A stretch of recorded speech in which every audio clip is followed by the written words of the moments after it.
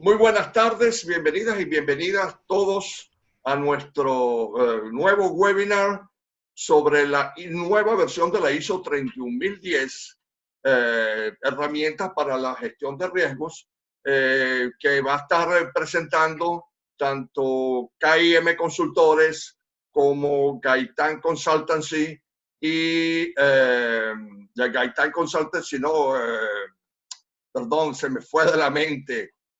Bueno, el nombre de tu empresa ya lo presentarás tú en la invitación si está correctamente colocado.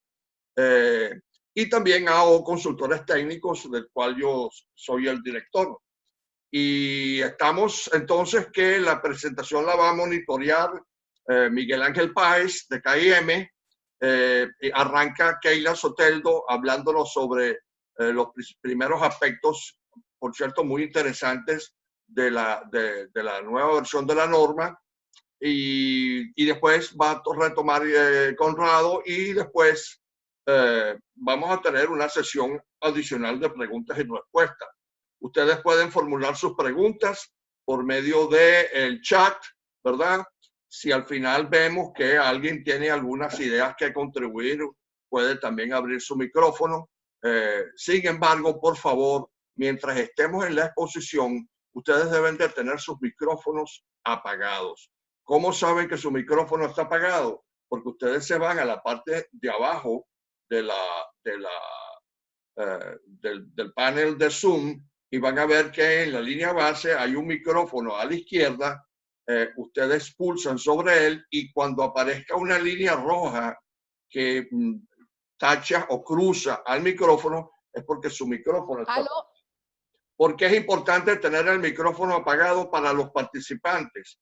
Porque si no se nos hace una retroalimentación, un feedback del sonido, y lamentablemente empiezan a escucharse unos ruidos realmente desagradables que pareciera que estuviéramos dentro de un submarino de la Primera Guerra Mundial, si era que ya existían o no. Entonces, por favor, traten de hacer un esfuerzo en eso. El que ustedes tengan su micrófono abierto no los ayuda en absolutamente nada hasta que lleguemos a la sesión de preguntas y respuestas. Por otro lado, importante para las personas que se conectan desde Venezuela, donde hay problemas con el ancho de banda y con las conexiones de internet, y es que si no la necesitan porque ustedes no van a emplear la cámara, por favor desactiven la cámara que está en el icono justo antes donde está el micrófono. Está una cámara, ustedes pulsan sobre ella y se atraviesa una línea roja. Miguel Ángel, ¿estás ya listo para comenzar? Estamos listos, Alexi. Cuando Perfecto, quiera comenzamos. Pues puedes compartir la pantalla cuando quieras.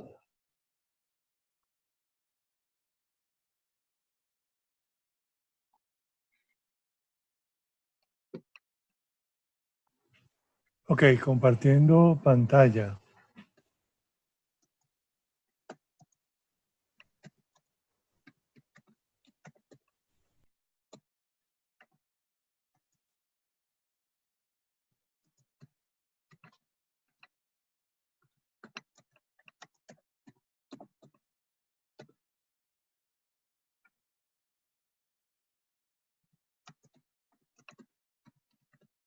Pero no aparece nada todavía, Miguel Ángel.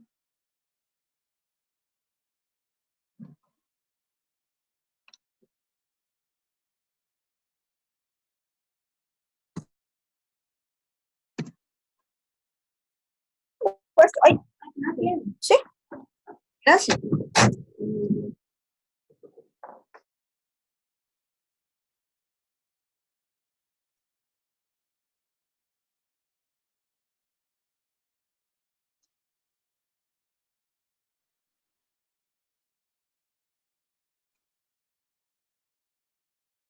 Miguel Ángel.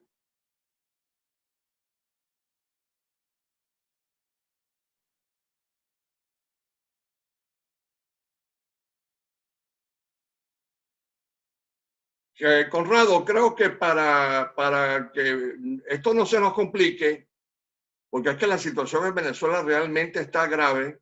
De hecho, Miguel Ángel y Keila no tuvieron electricidad hasta hace unos pocos, hasta hace una hora más o menos, algo así. Yo creo, Conrado, que lo sano sería que tú compartieras la presentación y a medida que vaya, cuando tan pronto se reincorpore Miguel Ángel, que vaya él hablando y eres tú el que le hace la transición a las diapositivas. No sé si te parezca bien eso, Conrado. Sí, de luego la voy a empezar a compartir. Dame un segundo. Sí.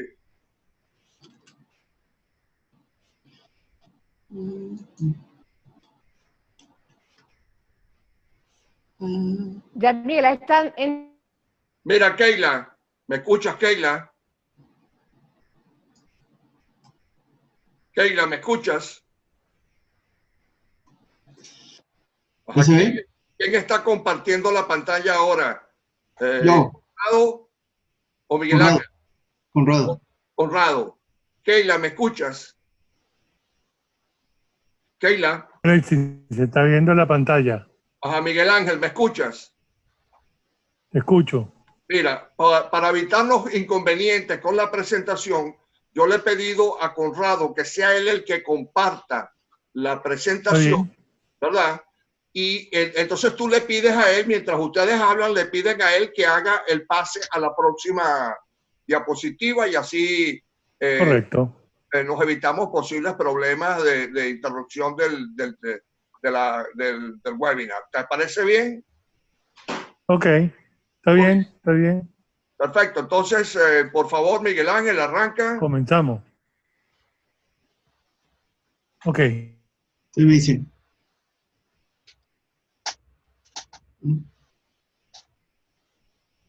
¿Aló?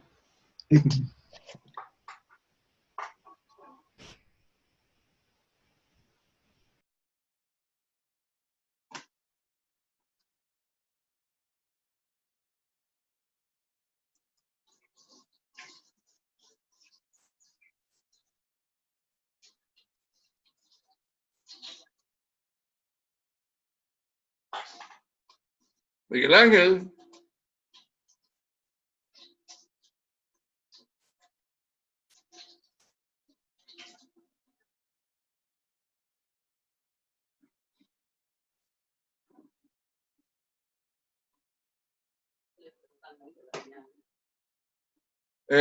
Conrado, creo que vamos a tener que iniciar nosotros sin Miguel Ángel y sin Keila hasta que ellos se reincorporen. Como la primera parte es una introducción, bueno, tenemos la presentación del webinar, donde obviamente nos dice el título, cambios en la nueva norma ISO 31010. Esto... no sé de quién sea esta expansión. Ajá. Con presentadores, Conrado Gaitán de la Cruz y Keila Soteldo. Ya nos conocen las empresas. Ahí están los logotipos. Conrado, próxima imagen, si eres tan amable. Ok. Perfecto. Ahí tenemos yo. digamos, la presentación de Conrado. Conrado nos está haciendo trampas. Keila también hace eso muy a menudo, porque nos pone una foto de hace unos 20 años más o menos, ¿no? Entonces ahí Conrado se ve, bueno, la plena flor de la juventud. Pero ¿Qué te tomas, Alexis? ¿Qué te tomas, Alexis? Más o menos así está Conrado, no se preocupen. Bueno, ahí les dejo la presentación. De todas maneras, en lo que comience a hablar Conrado, también él podrá hablar sobre sus calificaciones, sus cualificaciones, todo lo que él hace. Por favor, no olvides eso, Conrado, de recordarnos un poco ese aspecto. Nadie mejor que uno mismo para presentarse sus atributos. Keila Soteldo, que ya es conocida por muchos de ustedes, por casi todo el mundo, pues tanto Keila como Miguel Ángel son gente muy famosa, de mucha reputación, y fundadores de la Red Internacional ISO Expertos, miembro del ILAC, auditor líder en sistemas de calidad y ambiente certificada por la IRCA, etcétera, etcétera, etcétera, etcétera. Con AO Consultores Técnicos hemos trabajado en la implementación de muchos cursos. En este momento ella también trabaja con varias empresas. En este momento también está preparando un curso de auditor interno con la certificación ERCA, con la gente de Isonova allá en Bolivia. Y bueno, ya la información ustedes la deben de tener por allí. Próxima, Conrado. ¿Y qué vas a descubrir? Vamos a dejar que sea Conrado el que nos hable sobre esto. Esto es simplemente una introducción de los tópicos que se van a tocar acá. Conrado, te dejo la palabra a ti ahora. Gracias, Alexis. Bueno, como que uno venía preparado, pero bueno, la ISO 31010 habla exclusivamente, bueno, específicamente de las técnicas, de cómo usar las técnicas para evaluar y, ¿cómo se llama?, analizar riesgos. Identificar, analizar y evaluar riesgos. Es el término correcto. La 31010 es complementaria a la 31000, que es la que habla de la gestión de riesgos, de las guías para gestión de riesgos. Ambas normas no son certificables ni son obligatorias. Sin embargo, la ISO las propone y sugiere como una buena guía a usar en el caso de las normas que tiene el anexo SL, como es la ISO 9001, la 14001 y la 45001, para atacar o para darle forma al concepto que se llama el pensamiento basado en riesgos. Hubo una serie de cambios de la 31010 a la 2009, a esta salió en junio del 2019, que básicamente se enfoca mucho en la segunda parte. En la primera parte también hay cambios importantes en el requisito 4, ya que habla de los conceptos claves, pero no repite lo de la 31000. Fíjenme, me adelanto, entonces para decir.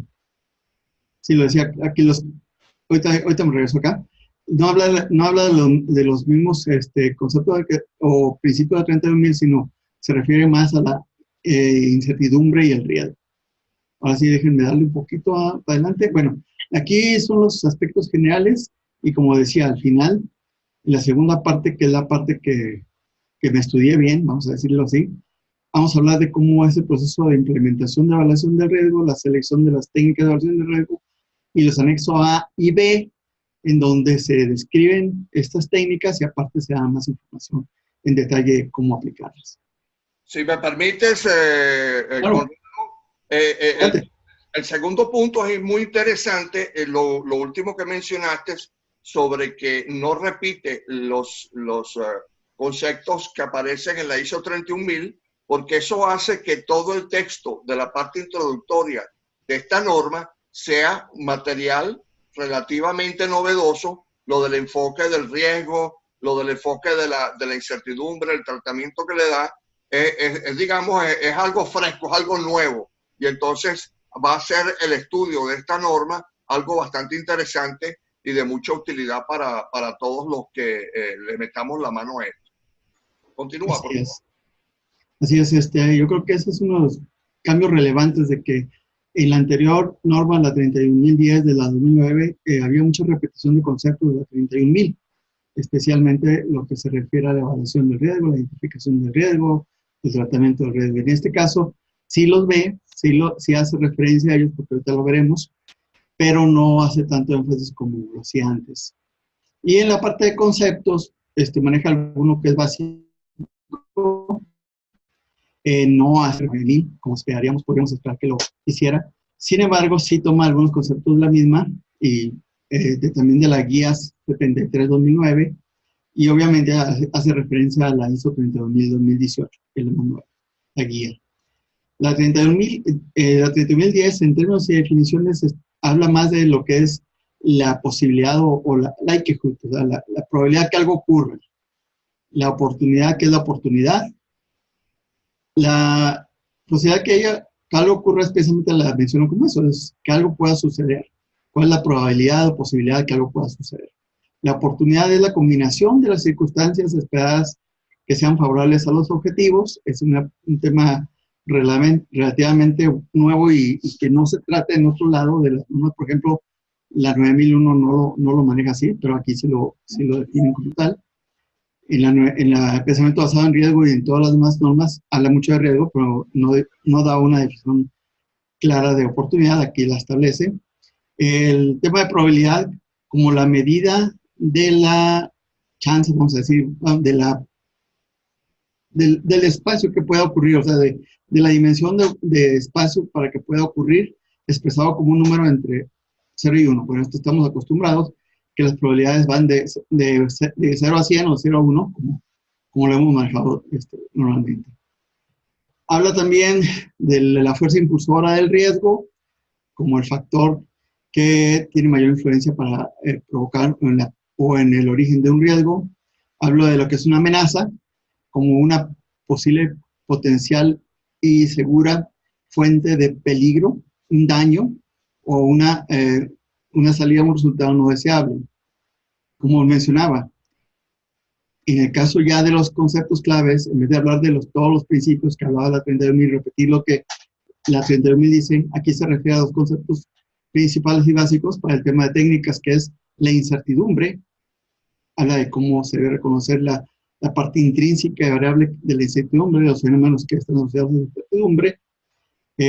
Por ejemplo, la incertidumbre de asumir como verdad ciertos supuestos, o la variabilidad de los parámetros para tomar la decisión.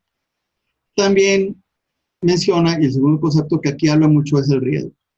El riesgo incluye, déjenme checar una cosa porque creo que... ¿Sí hay preguntas? No, perdón, es que no me estaba moviendo. Me voy un poquito más adelante.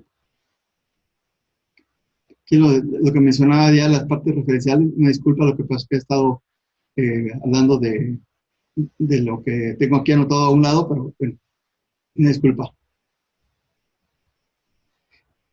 Aquí es lo que nos mencionaba, esos términos que actualmente la norma menciona, de probabilidad, oportunidad, probabilidad, la fuerza impulsora del riesgo, como lo pone aquí, que el gestor del riesgo, la amenaza y todas las demás indicadas en la ISO 73 del 2009. Si me permites una observación, Conrado, Sí. Obviamente nosotros estamos trabajando en este momento con la versión en inglés, ¿de acuerdo? Sí. En inglés tenemos una dificultad con, si regresas por favor a la anterior, a la lámina anterior. Ajá, como ustedes ven allí arriba, la definición de probabilidad, que en inglés la definición real es likelihood, ¿verdad? Likelihood tiene dos posibles traducciones al español. Una es posibilidad y otra es probabilidad. Sin embargo, likelihood está más directamente relacionada con probabilidad que con posibilidad, porque posibilidad y probabilidad no son la misma cosa. ¿Qué pasó? ¿Por qué motivo ellos no lo traducen directamente como probabilidad? Porque la palabra probabilidad en inglés existe, probability. Lo que pasa es que la palabra probability en inglés normalmente está correlacionada directamente con el parámetro probability, que es el que mencionaba Conrado, que normalmente se expresa por fórmulas matemáticas que va desde 0 a 1. Es decir, es un parámetro, es un término que se calcula. Entonces, ¿cuál es el punto aquí? El error que cometió el comité de traducción, que acaba de traducir casualmente hace apenas un año la ISO 31000, cometió un error, en mi opinión, gravísimo, que fue que la traducción que le dio likelihood en inglés la ponían como chance. Likelihood era el chance para que ocurriera un evento, por ejemplo. No recuerdo las palabras exactas, pero sí recuerdo que la primera palabra es chance, que traducido a criollo, en vez de utilizar el anglicismo de chance, sería oportunidad. ¿Qué pasó con ellos? Que en vez de el comité de traducciones de la 31000, que en vez de decir likelihood es probabilidad, que es igual a la oportunidad de que algo ocurra, ellos agarraron y dijeron que eso de probabilidad y como oportunidad no les agradó, colocaron como traducción que probabilidad era la posibilidad de que algo ocurra. Sí. Y la posibilidad de que algo ocurra no es probabilidad, es posibilidad. Lamentablemente eso es así. Entonces esperemos que el comité de traducciones en esta oportunidad sea un poco más atine mejor a las palabras y traduzca tal cual como lo colocó la versión original de la ISO 31000 2018 y esta 31010-2019, que es traducir que probabilidad es la oportunidad de que algo ocurra. Entonces estaremos pendientes de eso porque la gente se confunde y empieza a creer que probabilidad es lo mismo que posibilidad y eso lamentablemente no es así. Disculpa, Conrado. No, gracias y qué bueno por la aportación. De hecho, es muy enriquecedora. Yo tenía el ejemplo también de los cambios que hicieron la 31.000, que había inicialmente el término que se usaba era apreciación del riesgo y después quedó como evaluación, siendo que una de las fases del proceso es evaluación también. Entonces, como que también hay una confusión de términos, ¿no?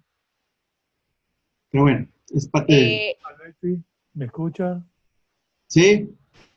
Yo quería agregar algo que cuando estaba oyendo la explicación acerca de lo que era el likelihood y probabilidad, y bueno, como ya tú lo dijiste, la probabilidad es el cociente de una fórmula que uno va a calcular, que es lo tradicional, que es lo que se enseña. Mientras que ese likelihood, como tú lo estabas diciendo, ese likelihood es la experiencia de las personas que uno va a tomar en cuenta en cuanto a la posible materialización de algo. Entonces, cuando uno habla de posibilidad, es cuando uno dice, en el caso de probabilidad, bueno, tengo 50% que ocurra, tengo 50% que no ocurra, esa es la posibilidad. Pero cuando hablamos de likelihood es como una tormenta de ideas que vamos a hacer según la experiencia de las personas. Vemos las veces que ha ocurrido el evento y de eso se toma una decisión. Esa es la diferencia entre lo que es el likelihood y lo que es la probability, que es lo que llaman los americanos, ¿no? Sin embargo, ya que interesante. Miguel Ángel, ya que te has incorporado, creo que puedes continuar tú con la presentación. Conrado simplemente le estaba haciendo a ustedes el quite mientras tanto. Correcto. Correcto. La norma ahorita tiene unos puntos bien interesantes en cuanto a términos y definiciones, no porque hayan términos y definiciones nuevas, sino que dentro de lo que es el término y definición no definen lo que es el riesgo y no definen lo que es esa incertidumbre, no lo definen, sino que hay otra parte de la norma que ya la vamos a ver ahora, que habla de lo que es el concepto y ahí habla de lo que es riesgo y lo que es el otro punto que es ver si ocurre o no ocurre algo que es la incertidumbre. Pero en cuanto a esto que Keila lo está colocando, habría que ver entonces cómo se mantiene la oportunidad o cuál es esa gestión del riesgo, lo que es el risk driver, o la amenaza que en estos casos la norma sí lo está resaltando y no como hacía antes que ponía una serie de definiciones, repetía las mismas definiciones en la 31.000 y también en lo que es en la guía de que tenía las definiciones. Y entonces vamos a dejarle a Keila la palabra para que nos explique esto. Ok, entonces fíjense, como decía Miguel Ángel y Conrado, este nuevo documento le coloca 5 definiciones y dicen que las demás definiciones son las indicadas en la guía 73 del 2009. Parece que esto va a ser un repaso rápido, pero en cuanto a probabilidad, va a ser la misma definición que se tiene en la norma 31.000. En cuanto a oportunidad, estamos a una combinación de circunstancias, era que sean favorables a los objetivos. Y hablan entonces de dos notas que también son muy importantes. Cuando hablamos entonces también de lo que es la probabilidad, también tiene definido que es una medida de la ocurrencia expresada con un número entre 0 y 1, donde 0 va a ser la imposibilidad y 1 la certeza. El gestor de riesgo, estamos hablando que es el risk driver, es un factor que tiene influencia en el riesgo, que tenemos que entonces empezar a ir analizando estos términos para irlo concatenando con la 31.000. Y en el caso de la amenaza, estamos hablando también que son posibles fuentes de riesgo, daño u otros resultados indeseables. En este caso, la norma me está colocando estas definiciones, ¿ok? De manera de poderlo hacer. Pero, ¿qué pasa? Si pasamos la próxima lámina, ajá.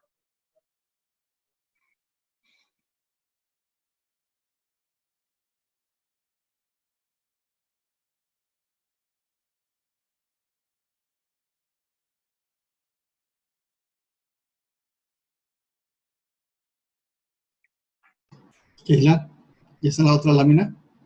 Vamos a la lámina anterior. Aquí hay algo bueno que habría que resaltar. La norma me está indicando probabilidad, que es el likelihood, y me está diciendo también la probabilidad, que es la forma matemática tradicional. Entonces, en estas situaciones que vamos a calcular riesgo y vamos a calcular oportunidades, podemos entonces utilizar lo que es la probabilidad formal, vamos a leer ese término, que es el cociente, ¿no? de esos eventos sobre un nivel, un área que podría ocurrir, que es la probabilidad normal. Entonces, yo podría utilizar lo que es la probabilidad formal para calcular el riesgo o calcular esas oportunidades, Keila. Claro, el detalle es que esta norma nos va a dar una serie de técnicas, ¿ok? Generalmente estamos hablando sobre la probabilidad, pero con el likelihood. Estamos hablando que la norma 31.000 la tiene definida como la posibilidad de que algo suceda. Y nos dice que es una terminología de gestión de riesgo, de probabilidad, que se utiliza para indicar posibilidad de que algo suceda. Esta medida definida o determinada objetiva o subjetivamente, cualitativa y cuantitativamente, nos genera utilizando generalmente términos que no son las partes matemáticas. Pero también hay técnicas que nos las pone la norma, que tienen que utilizar lo que es la probabilidad, principalmente el modelo de Monte Carlo, cuando eso se utiliza mucho en la parte del sector bancario, en la parte de seguro, en las cuales todo tienen que ver definido con la parte de probabilidad. Entonces, lo bueno de esta norma es que tenemos que empezar a revisar todas las técnicas que nos están, que la están, ¿cómo que se llama? Actualizando, la están resumiendo, la están poniendo muy concreta con respecto a la anterior para poder utilizar el likelihood o la probabilidad. Ok, fíjense que aquí hay algo importante que dijo Keila, que es Monte Carlo. Es una técnica también incluida en la 32.010 que necesita data dura para poder ellos decir cuál es ese riesgo que se está ocurriendo. Muy pocas organizaciones tienen una data de la organización, una data dura, para poder aplicar lo que es la técnica de Monte Carlo. Mientras que la mayoría de las técnicas que está colocando la 31.010 se están basando en lo que es el likelihood. Continuamos, Keila. Ok, entonces hay un capítulo 4 de la norma nueva, la cual me está demarcando lo que es riesgos y lo que es incertidumbre. ¿Ok? ¿Alguien está con los micrófonos abiertos, por favor? Ok. Entonces, fíjense que ellos nos están describiendo en ese capítulo 4 parte de lo que es la incertidumbre, nos coloca algunos ejemplos. Afinando, este capítulo 4 habla que la incertidumbre es un término que abarca muchos conceptos y que la incertidumbre se reconoce por la variabilidad intrínseca de fenómenos que pueden reducirse con respecto a las investigaciones. Entonces, en este caso ya nos está dando un capítulo para irnos nosotros como alineando, irnos adaptándonos a este concepto de la certidumbre, porque si nosotros vamos al riesgo, el riesgo es la incertidumbre, ¿de acuerdo? Entonces estamos hablando, que ellos hablan también, nos ponen ejemplos o formas comunes de reconocer la incertidumbre, ¿ok? Y que entonces en este caso tenemos que empezar a ir revisando la norma en conjunto para irnos, ¿cómo que se llama? Internalizando todo lo que se tiene que ver con la parte de incertidumbre. Hay un párrafo que ellos hablan que la incertidumbre derivada de las limitaciones de la mente humana, por ejemplo, comprender datos complejos, predicciones de situaciones, consecuencias a largo plazo, haciendo juicios de valor en un momento determinado. Entonces, ese capítulo 4 nos está dando esa concepción de lo que se está manejando, de lo que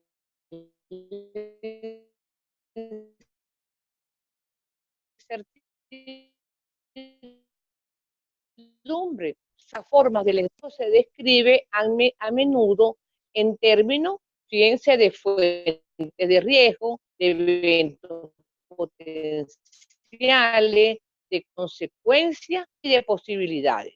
Y que un evento puede tener varias causas y tener varias consecuencias. Eso está muy alineado a las definiciones que están en la 31.000. No sé, Miguel Ángel, es complementar algo sobre estos títulos 4. Hay una observación bien interesante en cuanto a la estructura de la norma. Si veíamos el slide anterior, nos hablaba de términos y definiciones.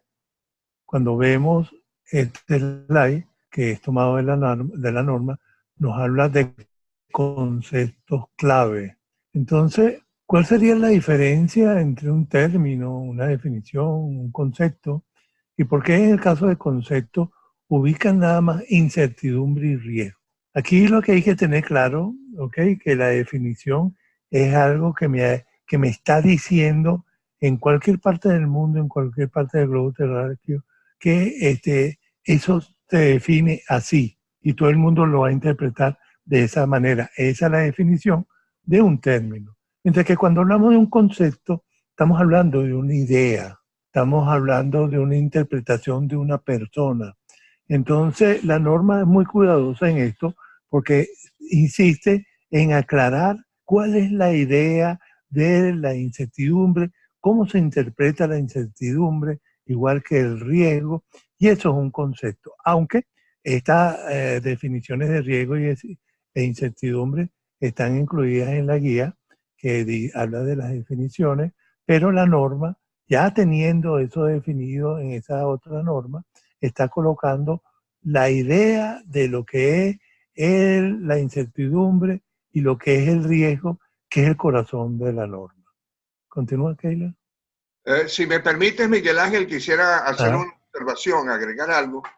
Este punto que ellos tocaron acá, esta explicación, en mi opinión, bastante extensa sobre incertidumbre y riesgo, trae una connotación extremadamente interesante.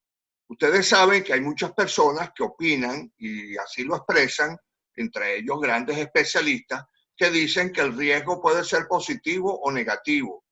Sin embargo, la forma en que se expresa la 31.010 en esta nueva versión establece que la incertidumbre, que se supone que es la fuente del riesgo, fíjense que establece claramente una diferenciación allí. La incertidumbre es la que genera el riesgo, pero el riesgo y la incertidumbre no los declara como la misma cosa. Y lo interesante es esto: si ustedes se leen detenidamente el texto, como yo me lo tuve que leer 2 veces porque no creía lo que estaba viendo, ellos establecen que la incertidumbre puede tener efectos positivos o negativos, pero cuando se refiere al riesgo, en ningún momento dan a entender que el riesgo pueda tener ese efecto positivo. Entonces, este capítulo 4, como ustedes lo mencionan, va a traer mucha tela que cortar y muchas discusiones con respecto a eso, porque sé de mucha gente que defiende a capa y a espada que el riesgo positivo existe y que eso es la fuente de las oportunidades. Pero bueno, ahí ya discutiremos sobre el tema. Gracias. Keila.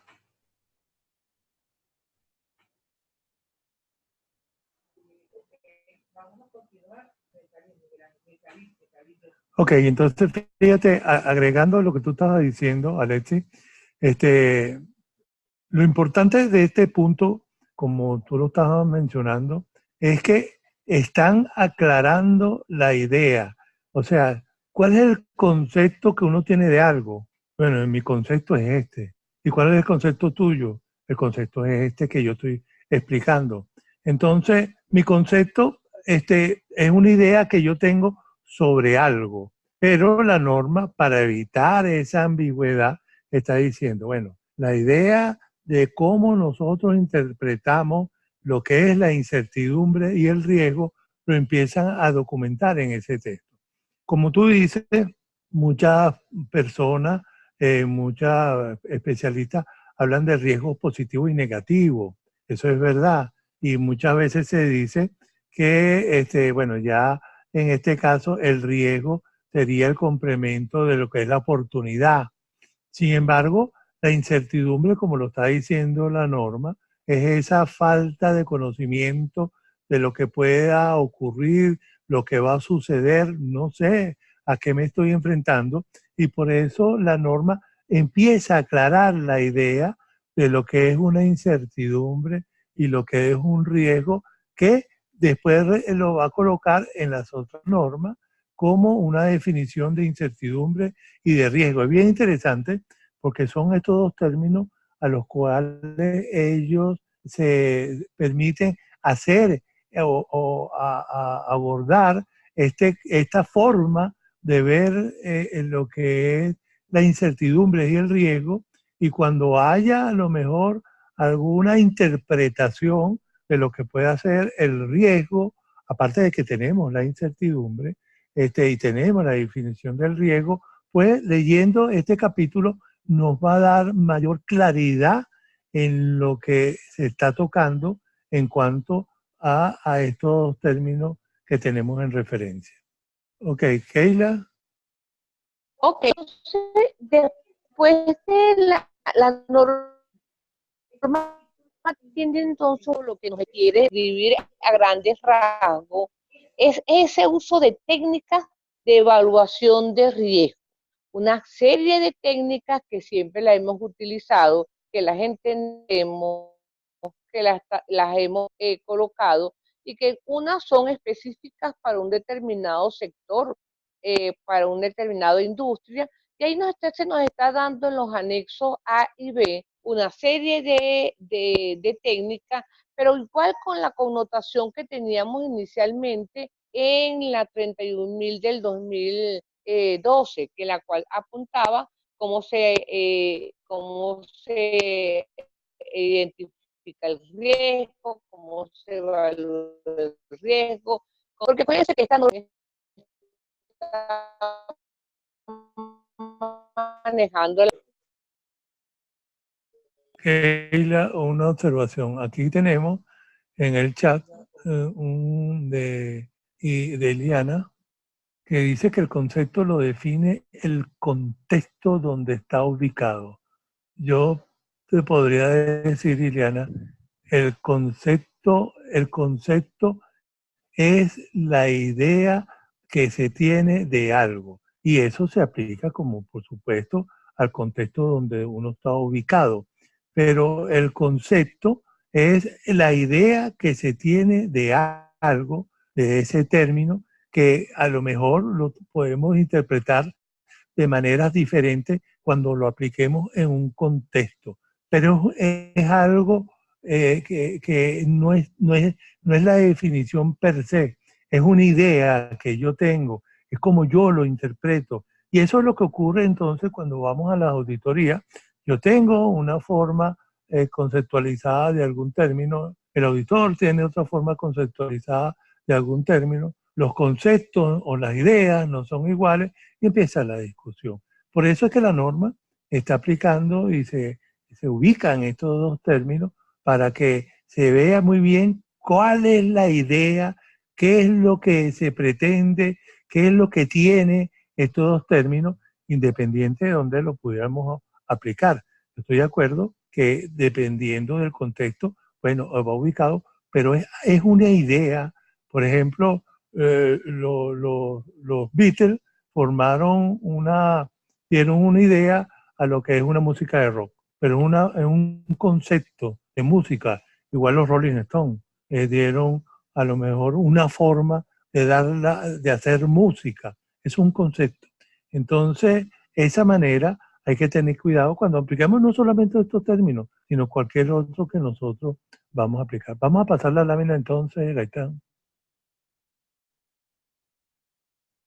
Ok, entonces este capítulo 5 que nos está apuntando a grandes rasgos ese uso de esas técnicas que sí sería bueno recomendarles que tenemos que empezar otra vez a revisar, a chequear, porque las resumieron y las pusieron mucho más prácticas, pero son técnicas que generalmente las utilizamos. Entonces hablábamos de que se utiliza como por ejemplo, donde se requiere una mayor comprensión sobre los riesgos existentes, un riesgo particular, dentro de un proceso de gestión de riesgo que conduzca a ciertas acciones para tratar el riesgo, y algo que es importante en esa toma de decisiones, en la cual se debe comparar con un rango de opciones y las cuales cada una vaya a representar una manera de riesgo.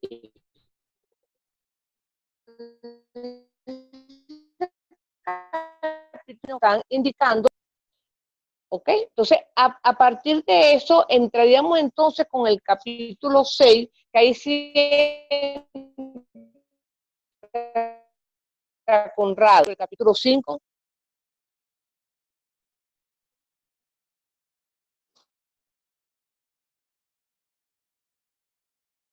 Bueno, buenas tardes a todos. Como me había pedido Alexis que me presentara un poco, bueno, mi nombre es Conrado Gaitán. Conrado. Soy un profesionista independiente, soy de asesorías en temas de implementación de sistemas de gestión de calidad en general. Trabajé 30 años en la industria cementera. Actualmente estoy trabajando en un proyecto muy interesante con la industria de la cal, en implementar un sistema de gestión ISO 9001, basado en la ISO 9001, perdón, en una modalidad multisitio en 5 fábricas de cal de este grupo.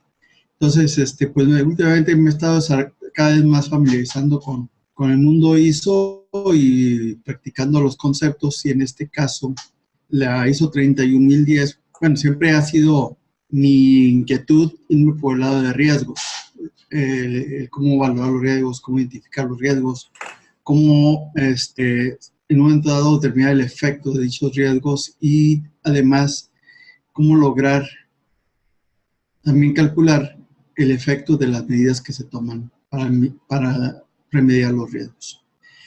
Decía Keila, en el capítulo 6 que vamos a ver a continuación, vamos a hablar de cómo se implementa la evaluación del riesgo, que aquí, a diferencia de la anterior, ya no se habla tanto del proceso de gestión, sino de pasos específicos, de cómo se van a poder aplicar técnicas en diferentes etapas del proceso de gestión de riesgo. En el capítulo 7, brevemente se describe los criterios que hay que tener para la selección de las técnicas de evaluación, análisis y evaluación de riesgos. Y luego al final vamos a repasar brevemente también los anexos A y B, donde se habla más en detalle tanto de la categorización de las técnicas como la descripción de las técnicas. Si tienen alguna duda, no duden en interrumpir, y vamos a ver para adelante. Antes de me gustaría, más un comentario al calce, que es, la norma 31.010 fue publicada en junio de 2019 y actualmente solo está en la versión inglés y francés. Ahí sí, estuve tratando de buscar cuándo iba a estar la traducción en español, pero no lo encontré. Entonces esperemos que todas estas dudas de interpretación de términos se clarifiquen cuando ya salga la versión en castellano.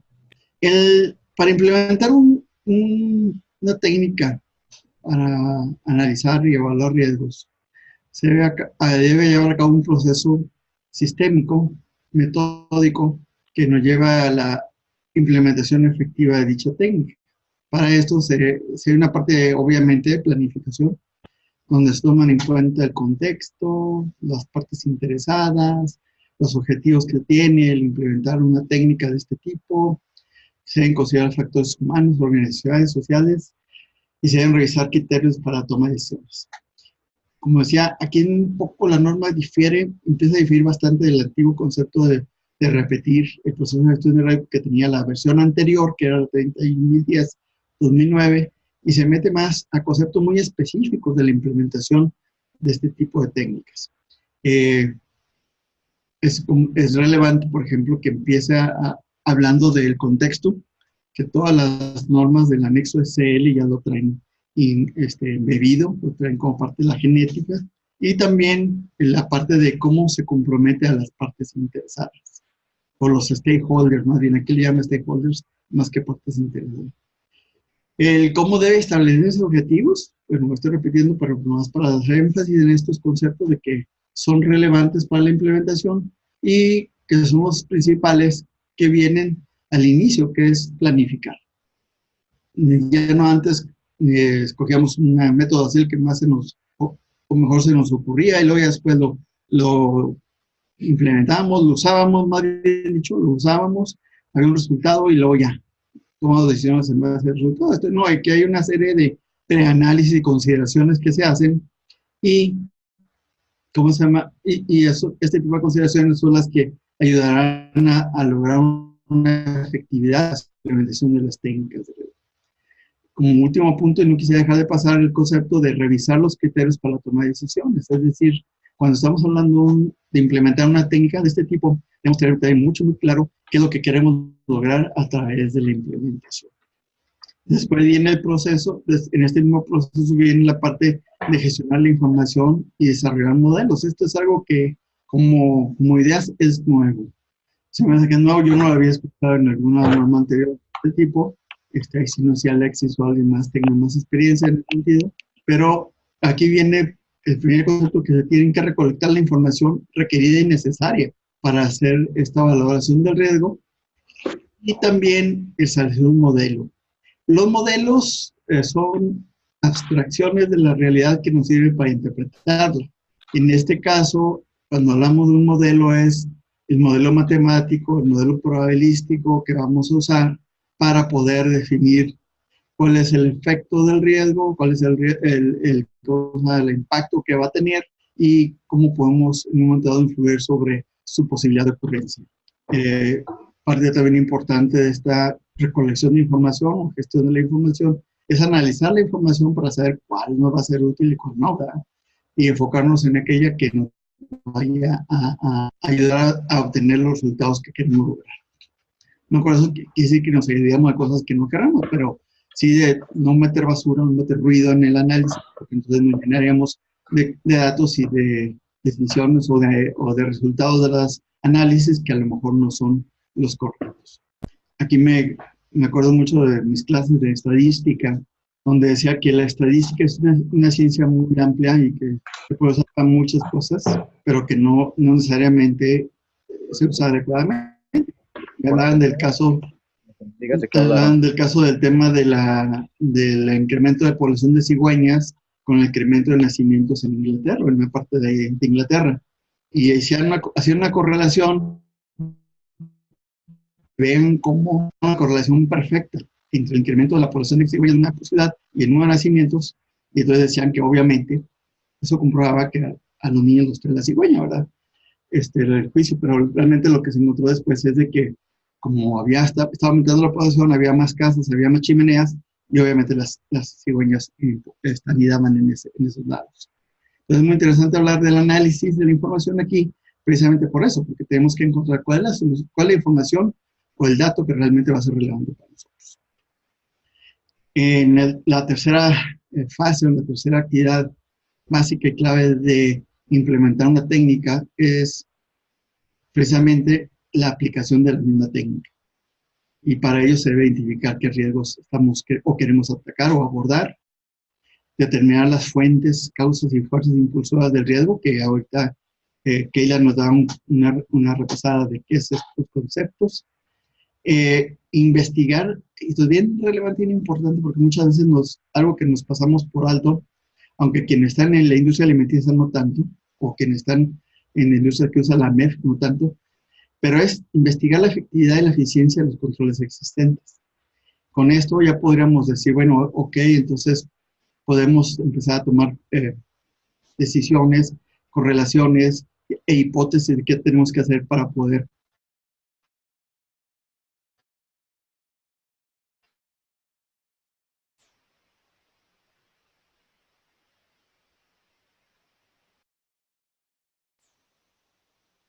en este hacemos para determinar las causas tempranas, las causas incipientes que pueden generar este riesgo, y también cómo podemos estimar la posibilidad o likelihood de que este riesgo ocurra.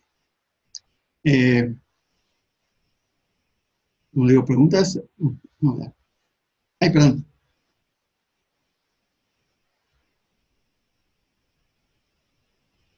Es posible usarlo mientras estás exponiendo, no se ve.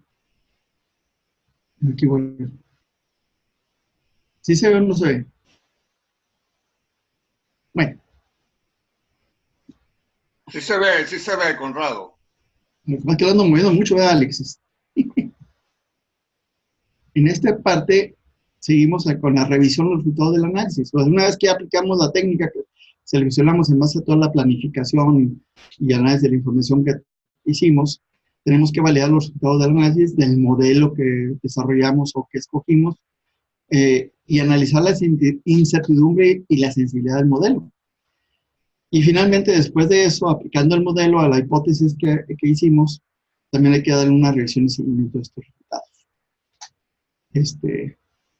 Todo este análisis que les estoy platicando pues está desarrollado como en varias hojas y es muy interesante leerlas, aún y que estén en inglés, porque, como decía, la diferencia básica de esta norma respecto a las otras es que le da un sentido práctico. Y es importante que eso ustedes lo aterricen a la hora de estar usando esta norma para poder determinar e implementar una técnica que quiero utilizar. Aquí me decía Iliana, que sabe con lentes, sí, está muy chiquita. No se lee muy bien la letra y si se sube el tamaño se desproporciona, pero creo que van a correr copias, así que la van a poder tener ustedes. Por último, aplicar los resultados en la toma de decisiones, es decir, pues todo lo que hacemos es enfocado a tomar una decisión. Hicimos una hipótesis sobre un riesgo y entonces ya tenemos que aplicar esos resultados para definir si la hipótesis era correcta o incorrecta y si vamos a, ¿cómo se llama? Todo eso que desarrollamos nos ha servido para comprobar lo que queremos y aparte que nos dé una serie de opciones viables para remediar el riesgo o darle el tratamiento adecuado. Por eso se seleccionan diferentes opciones. Como digo, voy rapidito porque la norma es muy extensa. Yo creo que ahorita el tiempo no nos va a dar si la podemos explicar toda, aunque yo creo que después, y a lo mejor ahorita platicando con los muchachos, los organizadores, hacemos un taller más detallado de todo esto, ¿verdad? Porque pues, no da tiempo en una hora para poder explicar todo esto en el detalle que se buscaría. Y finalmente está el registrar la información y el análisis de estos resultados. La información del análisis y de los resultados. Entonces, aquí lo que tiene como sentido o por qué se hace esto es, primero, es comunicar la información de los riesgos a los que toman decisiones y a las partes interesadas. También es proporcionar un registro y justificación de la justificación de las decisiones tomadas. Aquí estoy un poco redundante, pero básicamente es dar soporte a la decisión que se tomó en base a lo que se hizo, a la vez hecho.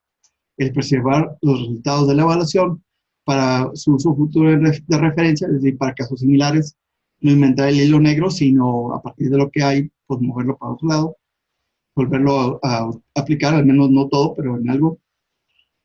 Y también lo que es brindar confianza a que los riesgos se manejan y entiendan adecuadamente. Yo creo que esto es un concepto muy ISO, ¿verdad? De que se entiende y que se dé evidencia de que se está manejando adecuadamente todo. Bueno, también hay que habilitar la verificación de la evaluación en el tiempo. Siempre se tiene que confirmar los resultados de la misma, del análisis, y proporcionar seguimiento en caso de una auditoría. Es la importancia de esta última parte de registrar la información en forma adecuada y tener disponibles los resultados.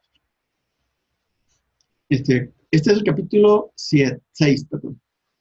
Aquí termina. Como dije, es más amplio. Para cualquier cosa, yo creo que después podemos organizar un evento, un taller muy amplio para este tema, desplegarlo con ejemplos y todo después. ¿Cómo ves, Gila? ¿Lo hacemos?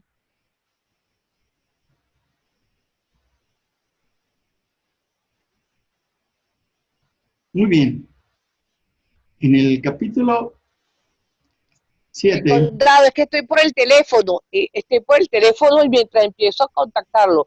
La idea es que nosotros en un futuro vamos a preparar un taller sobre estas técnicas para irlas consolidando y algo que es muy importante, darle ¿cómo que se llama? La aplicación en diferentes sectores, porque eso también creo que tenemos muchas inquietudes de las personas.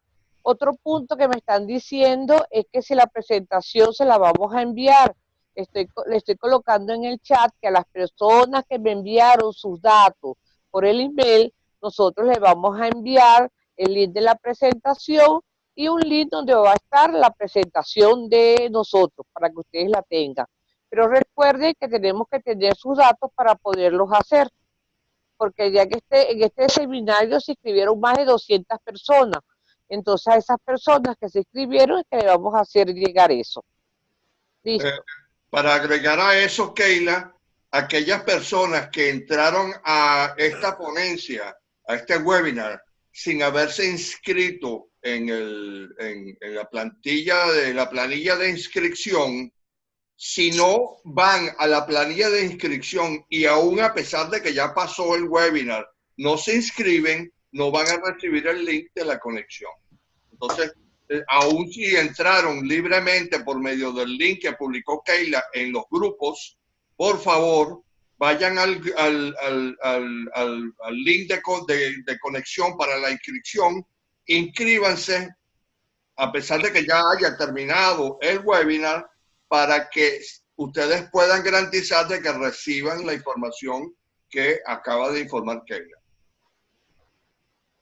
Muy bien. No, pues qué bueno que ya se esté pensando en los próximos, porque realmente este material es muy enriquecedor. Como digo, a mí cuando vi esta nueva versión me provocó no sé, me provocó gusto porque ya era un tema más aterrizado, que ayudaba más a entender cómo aplicar las técnicas. No solo era un compendio de técnicas y un repaso de los conceptos de gestión de riesgo de la 31000, sino que, por ejemplo, lo que acabamos de pasar del capítulo 6 da un camino metódico de cómo ir aplicando cada técnica desde la planificación hasta ya lo que es el análisis de la información y seguimiento, como si en post-mortem del tema.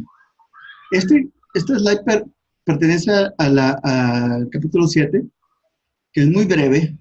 No es grande realmente, es como que media hoja en la norma. Y solamente sirve como introducción para mencionar los ¿cómo se llama? Los apéndices que después vienen al último de la norma y que hablan del concepto, es que ahorita aquí me estoy enredando con el internet. Un segundo. Aquí está. Que habla de cómo debemos o qué factores o qué consideraciones debemos tener a la hora que estamos seleccionando una técnica de evaluación de riesgos. En el anexo A y B se hablan más de estos conceptos. En el B habla específicamente, ahorita lo vamos a ver, de todas las técnicas, y en el A sí es una categorización y unas guías de qué técnicas pueden aplicar en qué caso. Una pregunta, Mande. ¿me estás escuchando? Sí, sí. Ok, la pregunta sería que yo voy a seleccionar una técnica. Sí. Para seleccionar esa técnica yo tengo que considerar estos puntos que tengo en los recuadros azules.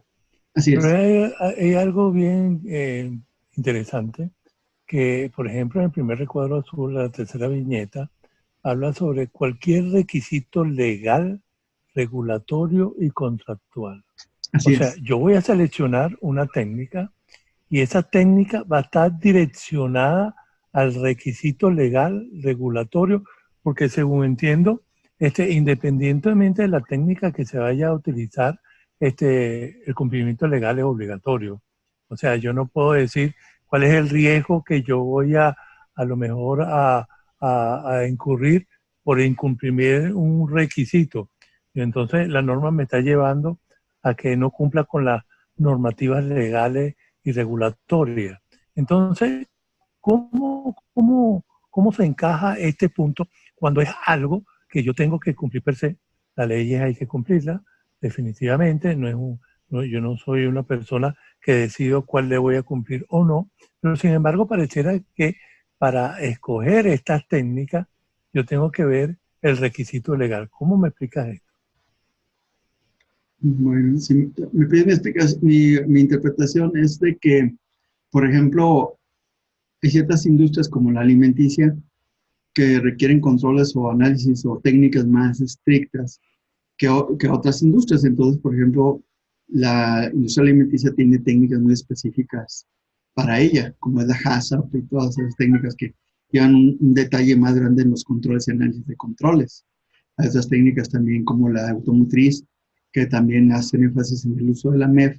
Y sin embargo, otras tantas industrias que a lo mejor no requieren tanto o no tienen requisitos legales tan estrictos, entonces pues con un mapa de riesgos, con eso es suficiente, o con alguna otra forma de hacer, o cuestiones que no están tan legalmente restringidas, entonces que ya se relaja también el criterio para poder escoger una técnica. Digo, esa es mi interpretación de por qué ponen aquí los requisitos legales, que entre más duros sean, la técnica que se evalúa debe ser también más precisa, más exigente y puede decirse que hasta más compleja, ¿no? Ok, entonces yo podría interpretar que ese requisito legal, que independiente, como tú lo estás indicando, hay procesos en los cuales, por ejemplo, en la industria alimenticia, esto es muy crítico, hay que cumplirlo, pero si yo me voy también a un proceso a lo mejor del calzado o una ensambladora de vehículos, también tienen leyes y requisitos que cumplir. Y no porque a lo mejor no sean tan estrictos o no impacten tanto al proceso, yo lo voy a poner como un lado o lo voy a más o menos tocar. Porque, por ejemplo, si vemos todo lo que son las leyes relacionadas con la seguridad y salud del trabajador, son obligatorias en cualquier organización, en cualquier proceso. Por lo tanto, las tengo que controlar, las tengo que cumplir, le tengo que hacer todo ese seguimiento y esa medición. Pero pareciera que hubiera algo más que a lo mejor pudiera ser que si es un requisito legal que es muy estricto, ok, utilice esta técnica, que a lo mejor se afianza un poco más en esos requisitos legales que otro que a lo mejor tocaríamos el requisito legal, aunque lo vamos a cumplir, pero lo estamos tomando con un poquito más de riesgo, o sea, que no vamos a tener control total, que si nos impacta, a lo mejor lo podemos soportar. No sé cómo lo interpretas. Si me permite un comentario, Miguel Ángel y Conrado, yo creo que este comentario, o mejor dicho, este punto, recuerda lo que dice arriba en el encabezado. se debe considerar lo siguiente. Como siempre, los requisitos legales, regulatorios y contractuales siempre se ponen juntos en estas normas. Yo creo que por eso fue que lo colocaron. Ahora, puede que haya algún requisito legal en algún país, en algún sitio del mundo, donde diga que, bueno, es que aquí el tratamiento de los riesgos me lo tienes que hacer aplicando la MEF. Yo no sé, yo no conozco ninguno. Ahora, regulatorio, si pudiera ser, como lo estaba mencionando Conrado, pudiera ser que la gente del Ministerio de Sanidad exija en un país X que haya un tratamiento utilizando la técnica del hazard, o pudiera ser que en un contrato donde se ha establecido un contrato con una empresa consultora, se haya establecido, no sé por qué lo harían, pero pudiese ser que, bueno, eso se va a hacer utilizando las siguientes técnicas, porque la organización así lo decidió. Entonces yo creo que no hay que tomarse esto como limitante exclusiva, sino simplemente es uno de los puntos a tomar en cuenta, creo yo, ¿no? Así es. Y bien que mencionaste eso, Alexis. El tema, por ejemplo, de la industria automotriz, donde los proveedores de ciertas industrias, de ciertas grandes compañías como General Motors, Ford, aún ya las japonesas, deben incluir dentro de todo su tema de control de calidad de la MEF para poder establecer como si una pieza que están suministrando es confiable y se va a tener una vida útil esperada o un grado de fiabilidad esperado, ¿verdad? Pero es cierto, lo que tú dices es más restrictor a decir, entre más exigentes sean los requisitos legales, más debe buscar o más se restringe el número de técnicas que se pueden seleccionar en un momento dado. Aquí yo quería también agregar que hay un punto bien interesante también en el segundo recuadro, la penúltima viñeta, que habla de la complejidad de la situación. Fíjate que cuando empezábamos al principio de la norma, en los primeros capítulos, se decía que estas técnicas eran para situaciones no muy complejas, ¿ok? Pero, y aquí lo está recalcando, hay que tomar en cuenta la complejidad de la situación que ya se había mencionado en los primeros capítulos. Ok, continuamos. Sí, no, y qué bueno que haces también esa anotación, porque resulta que también hay casos en los que todos siguen utilizar técnicas de análisis de riesgo y lo que aplica son técnicas, o sea, evaluaciones técnicas. Por ejemplo, el hecho de que un motor o un engrane se va a fallar, pues es algo que se aplica una metodología de análisis metalúrgico diferente y no es solamente juntarse todo el mundo a ver qué opina para ver si va a fallar el engrane, ¿no? ¿Verdad? Sí, ahí okay. Va a citar mucho oye, ¿qué es usar una técnica de análisis de riesgo y qué es usar una técnica, un método para poder analizar cierta variable específica, cierto atributo específico? Por aquí hay una pregunta que dice que es tan aconsejable tomar más de una técnica. De hecho, si ves esta norma, es una de las grandes diferencias porque habla de las diferentes etapas del proceso de la gestión de riesgo y aplica diferentes técnicas. Y luego las divide en tipo de técnica. Ahorita lo vamos a ver más adelante. Pero sí, es hasta donde sea posible o hasta donde se requieran, pues hay que considerar varias y aplicar varias. ¿Sí? Ok. Continuamos. Aquí brevemente, introduciendo los anexos. En el anexo A se habla ya de ciertas características, se evalúan ciertas propiedades o atributos de las técnicas de análisis de riesgo. Eso en la tabla A.1, donde se va a hablar de este punto. Mientras que en la tabla A.2 ya se proporciona una lista de técnicas de acuerdo a estas características.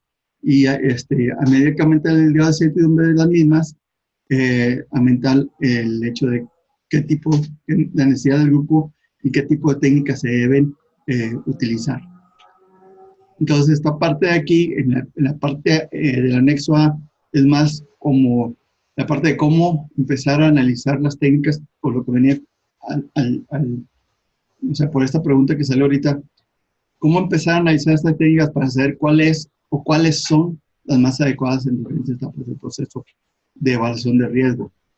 Y el capítulo B ya viene hablando de cómo se obtienen o cómo se aplican estas técnicas en las diferentes partes del proceso de gestión de riesgos, en obtener o elicitar la información de los expertos, en identificar los riesgos, en determinar las causas y efectos del riesgo, en analizar los controles existentes, en analizar las dependencias e interacciones. Este es un tema muy interesante, ya que la primera vez que lo veo que se trata en este tipo de normas que reconoce que hay una dependencia de interacciones entre los procesos o entre los elementos de un riesgo que se analiza, el proporcionar las medidas del riesgo, es decir, cómo lo vamos a evaluar, cómo vamos a lograr sacar el numerito final que queremos usar para tomar la decisión, el evaluar la importancia del riesgo, el seleccionar entre opciones y finalmente el cómo se registran los informes, cómo se registra el dato del informe de los resultados del análisis de riesgo.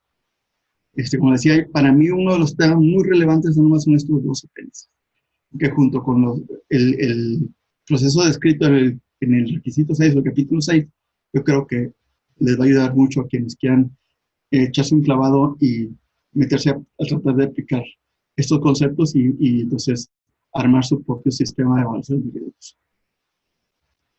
La tabla 1 habla de diferentes características, propiedades como la aplicación, es decir, cómo se usa, cómo se va a usar, más bien dicho, la técnica de evaluación de riesgo. Aquí es elicitar más o menos qué puntos de vista de quienes participan o para qué se va a usar, identificar, analizar la causa y analizar los controles, etcétera, etcétera. Esto es muy breve, viene hablando muy breve de estos conceptos. Por ejemplo, el tema de alcance es aplicar el riesgo al nivel organizacional correspondiente, es decir, que si es departamental, proyecto individual, y precisamente de eso habla. Si está el riesgo a nivel de toda la organización, es un proyecto específico, un departamento específico, un equipo de trabajo específico o un proceso específico. Habla del horizonte de tiempo como propiedad de la característica de estas técnicas. Hay técnicas que van a servir para evaluar el corto, el mediano y el largo plazo del riesgo. Habla de también lo que es el nivel de decisión, es decir, en qué nivel de la decisión se está aplicando este análisis. Si es a nivel estratégico, a nivel táctico, a nivel operativo. Obviamente que a nivel operativo debe ser más simple y más directo. A nivel táctico ya es un poco más complejo y es multifactorial. Y a nivel estratégico es pues, lo más complejo que puede haber porque toma el contexto interno y externo de la organización, entre otras variables que no son tan mejor cuantificables como es factores societales como de la sociedad y externos, ambientales. También hablamos de los requerimientos de información, es decir, cuál es el nivel de información o datos ideales que se requieren. Alto, medio, bajo, así lo nombra. Y yo lo interpreto como si va a ser un nivel básico, simple, con pocos datos, o si ya requiere un reprocesamiento de la información y el volumen también ampliado, o si ya se trata de aplicar una técnica muy sofisticada como es la nube y el análisis, el mining data, muy famoso ahora, para poder hacer este tipo de análisis. El nivel de especialidad requerido, es decir, aquí habla mucho de, oye, el que va a aplicar la norma, la técnica, qué nivel básico debe tener. Si nada más con un entrenamiento de 2 días, pues es intuitivo el uso del uso que le va a dar esa técnica, o si requiere por lo menos un entrenamiento de 2 días, una semana, o si finalmente pues requiere una alta especialización para poder interpretar la técnica y su aplicación.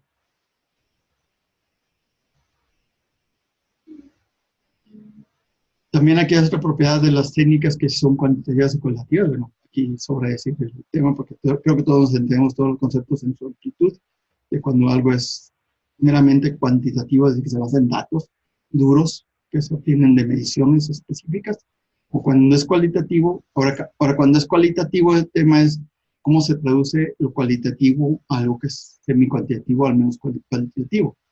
Esas ya son otras técnicas que empiezan a usarse en términos de calificaciones, en términos de scores, etcétera, etcétera, etcétera. Y luego viene la magnitud del esfuerzo de utilizar la aplicación de la técnica, que se evalúa en forma de tiempo y costos requeridos para aplicarla. En la tabla 2 no la traduje porque está medio en chino traducirla, pero básicamente ya nos da la tabla son de hecho como 5 hojas de la norma y habla de la técnica, cuál es su descripción, cuál va a ser la aplicación, el alcance. Esto de 1, 2 y 3 se los debo porque no encontré dónde estaba la aplicación. El tiempo de horizonte, bueno, creo que es lo que se refiere al principio, ¿verdad? Sí. Perdón, me voy a regresar tantito. Por aquí era. Esto está por aquí era. Bueno. El alcance del tiempo, la noción de tiempo, el nivel de decisión, es operativo, táctico, etc. La necesidad de información de entrada o de los datos, activo significativo, y el efecto de aplicarla. Y aquí se van mencionando las técnicas como el ARP, APEP, el análisis bayesiano, el análisis de Bow, el brainstorming, el Business Impact Analysis, y a todas estas tablas que vienen en el apéndice A nos van dando una orientación, una guía de qué son estas técnicas y dónde o cómo acomoda mejor el aplicarlas. Como les dije, son como 5 o 6 hojas de estas. Déjenme más consultar rápidamente para decirles el número exacto.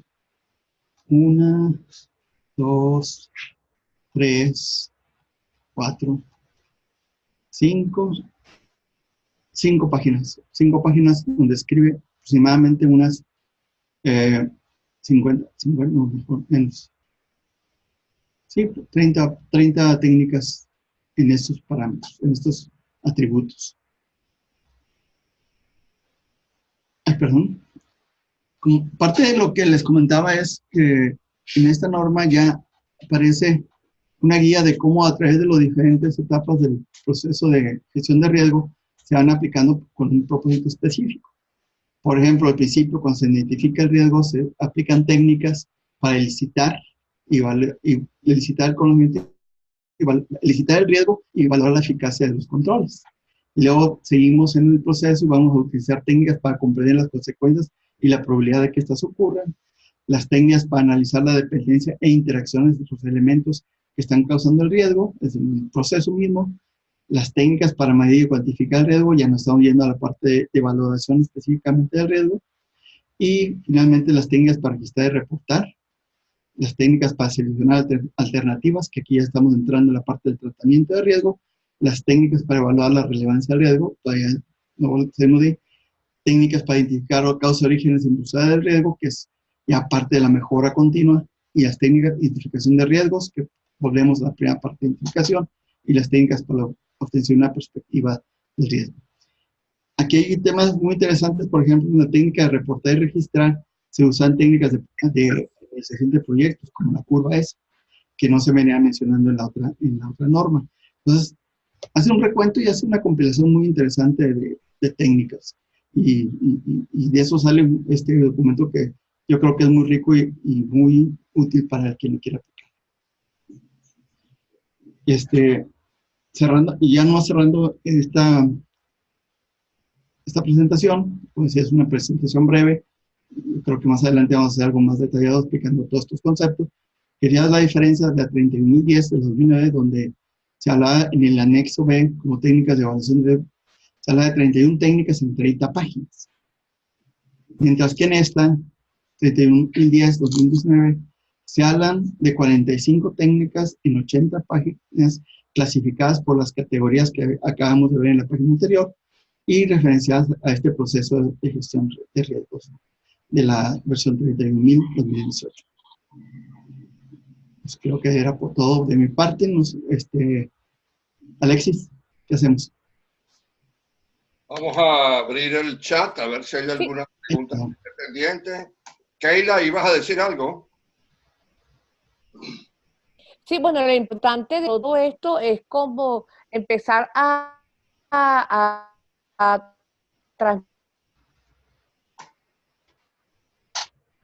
No se te oye, Keila. transmitirle que hay un Keila, cambio con las técnicas. ¿Qué es lo que nos dicen?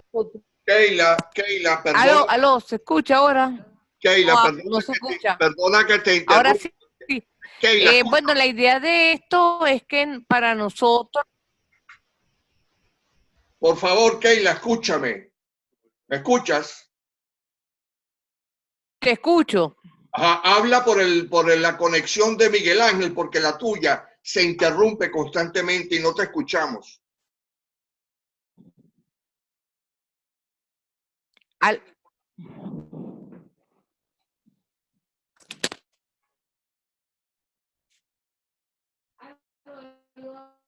idea de este webinar era para dar una visión global de la norma 31010 para que ustedes puedan ver que tenemos algunos cambios, una forma de analizar y de no tomar alegremente una técnica de la evaluación de riesgo cuando estamos trabajando con la 31000. Trabajando con la 31000. Oye, Keila, yo quería agregar que lo que mencionaste hace rato es muy importante de poder desarrollar esto como talleres, pero en casos específicos de industrias específicas, porque ahorita, como hacía Miguel Ángel, la observación, pues la parte regulatoria influye mucho en qué técnicas, te cierra el universo de técnicas que en un momento puedes determinar usar. Aunque hay etapas del proceso de gestión de riesgos que las técnicas son igualmente universales, como en la licitación, la identificación, esa parte de ahí pues es universal. Pero ya cuando vas a determinar el riesgo, cuando vas a determinar el impacto del riesgo, y sobre todo para valorar el análisis de los resultados, ahí sí tienes que ser más específico y más concentrado en lo que se busca lograr, y ahí es donde tienes que irte con técnicas a lo mejor no tan simples, sino más sofisticadas de acuerdo al grado de complejidad de la industria. Por aquí hay una pregunta de Karina que me dice, ¿qué tan recomendable es establecer más de una técnica de análisis de riesgo? Por un lado, tengo un sistema de gestión basado en la 9001 y estoy por integrar la 15378, que es de un empaque primario para grado médico, que no aplica a toda la gama de productos. Entonces, Karina, lo importante de esto es que por el sector que estamos hablando del sector médico, principalmente la técnica que utilizamos es el HACCP, ¿ok? También tenemos una norma de riesgo de la parte médica, la 13.478, que también me está apuntando a una técnica de la parte de riesgo. Pero aquí fíjense que tengo que trabajar principalmente en mis procesos, porque yo tengo que garantizar que los productos que yo haga no afecten la salud de las personas cuando estamos hablando de la parte médica, ¿ok? Entonces es importante ese análisis para saber cuál es el sector, como nos está diciendo Conrado, o sea, hay que analizar el sector, los diferentes requerimientos, pero ya también hay unas técnicas que ya están casi alineadas. Yo agregaría a ese comentario, Keila, sobre la pregunta de Iliana, que ya Miguel Ángel puso el dedo en el punto crítico que normalmente es el que va a decidir si utilizo una sola técnica, si utilizo una combinación de dos técnicas o si utilizo técnicas más complejas. Y es la complejidad de la situación, que es lo mismo que tú estás planteando, solo que tú lo analizaste de una forma más, digamos, más específica, pero la misma 31010 no me la he leído toda la nueva versión porque apenas ayer logré ponerle la mano encima, pero la versión ya del 2009 te lo decía, que la decisión entre cuántas técnicas vas a emplear va a depender de qué complejidad tengas tú en tu situación. Recuerden que muy a menudo cuando hablamos de ISO 9001, estamos hablando de que normalmente los riesgos que vamos a manejar son riesgos de gestión, aunque puede haber riesgos que hay que implementar, manejos de riesgo que hay que implementar en los procesos productivos y bueno, pudiera ser que una combinación de alguna de las técnicas básicas o simplemente lo que hace mucha gente, que es implementar el AMEF, que otros lo llaman el ANFE, pero realmente la traducción real es AMEF, que es pero una técnica muy utilizada. Entonces, eso es lo que va a determinar eso. La otra pregunta que viene más adelante, Keila, que es la que para que ustedes la comenten, que tanto Conrado como ustedes allí, Keila y Miguel Ángel, es ¿qué técnicas se sugieren que sean las más sencillas y que se puedan implementar? Esto realmente, bueno, aparte del DAFO y del FODA, o el DAFO-FODA, como lo quieran llamar, o del diagrama de Ishikawa o de causa y efecto o espina de pescado, que es el fundamento, por cierto, en lo cual se fundamenta la técnica de la MEF. Bueno, aparte de eso, más sencillo que eso no hay. Bueno, lo único que haría sería tirar una moneda, pero eso no es una técnica muy buena que se diga. ¿Qué dicen ustedes, Conrado y Keila y Miguel Ángel? Fíjense, en el anexo que ellos tienen hay unas tablas en la cual nos indica la metodología que debemos utilizar y dónde debería de ser útil. O sea, cuándo podemos utilizar una para analizar, para evaluar y para determinar la parte de riesgo. Entonces, esto está en la tabla que se puede manejar. Déjenme que estoy buscando la norma para decirle. Sí, mira, Alexis, pues efectivamente, como tú dices, bueno, esas dos técnicas para análisis de riesgos son importantes y son las más simples. Yo agregaría a lo mejor nada más el gráfico de Pareto para poder priorizar algunos efectos. Lo que se mide en el Pareto son los efectos y se ponen en el orden para saber cuáles son los más relevantes y se ataca el 80-20, como dice la regla. Y también habría el otro lado, ya de que es donde se quiere priorizar más en detalle por temas de impacto y por temas de posibilidad, que es la matriz de riesgos, que puede ser 3x3, 5x5, 7x7, lo que uno requiere. Hay otras técnicas, digo, hay muchas. Está, por ejemplo, el what if, ¿qué pasa si? O ¿cómo se dice? El cómo, o cuál de las 5 preguntas, el what, que son simples. La lluvia de ideas, obviamente, aunque la lluvia de ideas es lo más rudimentario que hay, pero sirve de entrada como para empezar a alimentar el proceso de identificar las posibilidades. Y siempre es sano utilizar la lluvia de ideas sin juicios, sin restricciones, porque genera todas las posibilidades que pueda haber. Yo agregaría a eso, ya que Oscar está preguntando por qué te parece más fácil. Oscar, yo he descubierto a medida que he ido, ya nosotros en AO Consultores Técnicos ya va por su la próxima, va a ser la 7ª edición del curso de gestión de riesgos y oportunidades en ISO IEC 17025 e ISO 9001. Y a medida que hemos ido progresando y que los alumnos han ido contribuyendo, hemos descubierto que la técnica más eficaz que hemos implementado para la identificación, porque recuerden lo que acaba de apuntar Keila, que está buscando la tabla, espero que ya la haya conseguido, ya nos hable de ello. Hay diferentes etapas en el proceso de gestión de riesgo, pero en la identificación, que normalmente nos decimos, bueno, sí, en los procesos aplica el diagrama de espina de pescado y para los contextos externos e internos y las partes interesadas utiliza el FODA. Bueno, resulta que hemos descubierto que si tú haces un FODA y después cada riesgo que identificas en ese FODA o fuente de riesgo que identifiques en ese FODA, la analizas de forma consecutiva por el diagrama de causa y efecto, la identificación de los riesgos se hace de una forma realmente contundente.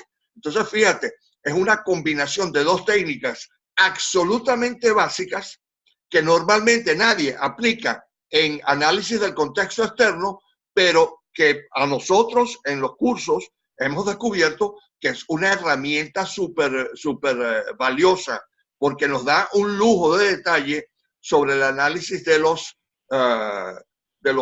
riesgos que provienen del contexto. Entonces fíjense, la norma, igual que la 31010 del 2012, en su tabla, te habla la aplicabilidad de esas técnicas de la ISO 31000. Acuérdense que la ISO 31000 nos indica que tengo que identificar el riesgo, tengo que analizar el riesgo y tengo que evaluarlo. Y después es el tratamiento, que son las acciones.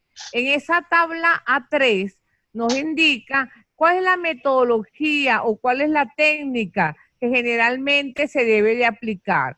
Por ejemplo, nos dice en este caso que ideas y torbellino es una aplicable cuando voy a identificar, pero no es aplicable para medir la probabilidad, el nivel de riesgo, ni la evaluación que yo voy a tener. Cuando yo voy a trabajar sobre una metodología, por decir algo, de la matriz de consecuencia y probabilidad, que muchas de las empresas lo están utilizando,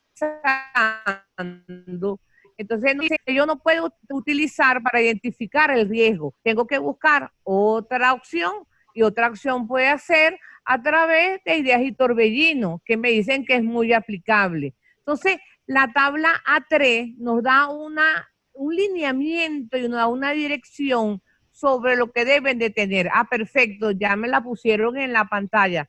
Fíjense que yo ando con el celular y el celular es poco poderlo manejar. Entonces, esta tabla la tenemos que analizar, ¿ok?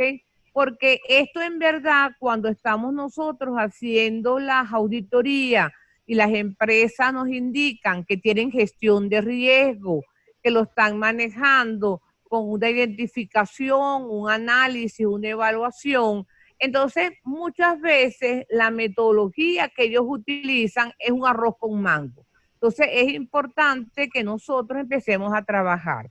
De todas maneras, como dijo Conrado y como dijo Alexis, nosotros vamos a preparar una serie de talleres, pero adaptado a diferentes sectores, para poderlo hacer mucho más fácil, porque son muchas técnicas. Entonces la idea es hacerlo para diferentes sectores para manejarlo. No sé si hay otra pregunta. Yo nomás quiero darle una repasadita. Esta es la norma, para que sepan, y le voy a dar una repasadita para que vean las otras tablas, ¿ok? Entonces, este es el diagrama. Dele. Este es el diagrama que les mencionaba con más detalle de cada una de las partes y en las etapas del proceso de gestión, donde se van aplicando las diferentes técnicas. Por ejemplo, técnicas para elicitar el conocimiento, hablas de brainstorming, de Delphi, etcétera, etcétera. Viene en la tabla, en la figura 1 de la norma.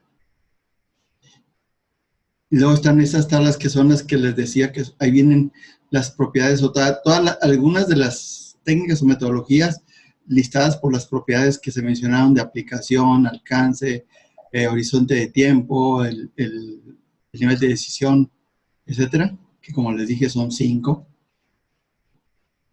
Y me lo voy a ir pasando así rapidito para llegar a la principal.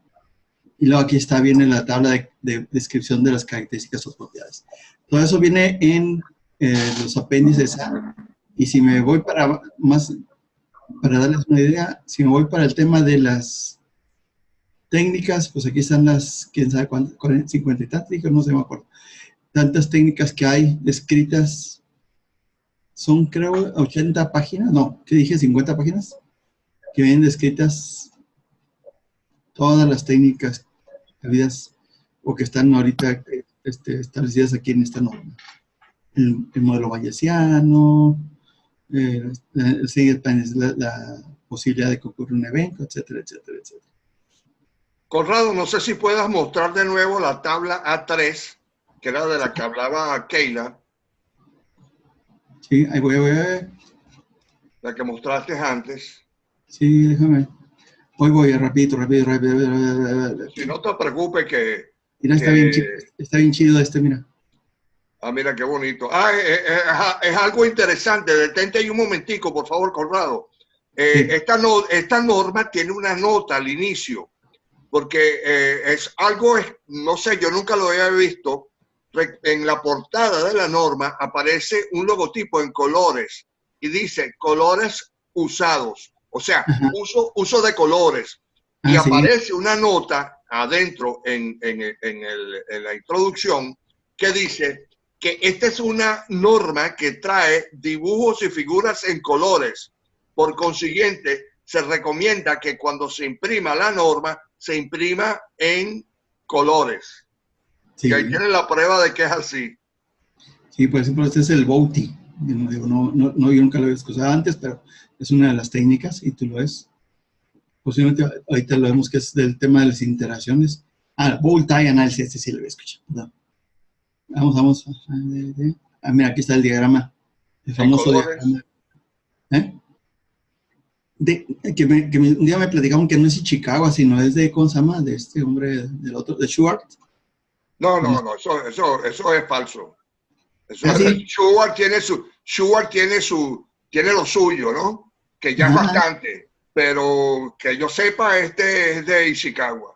No, yo también me dijeron, no, que se lo pirateó y dije, nah. Bueno, eso puede haber sido, pero el primero que lo publicó fue Ishikawa.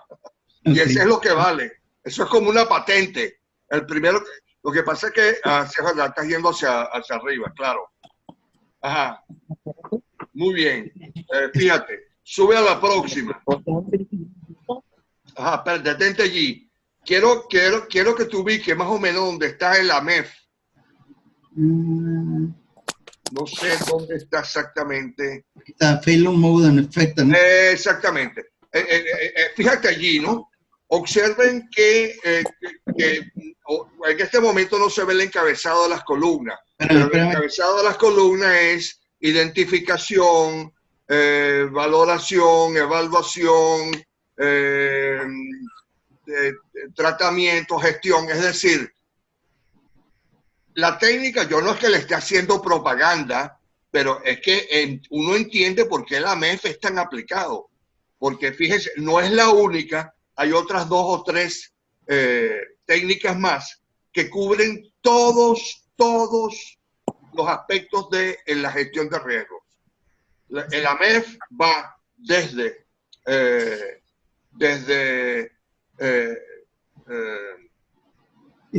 identificación hasta la evaluación del riesgo.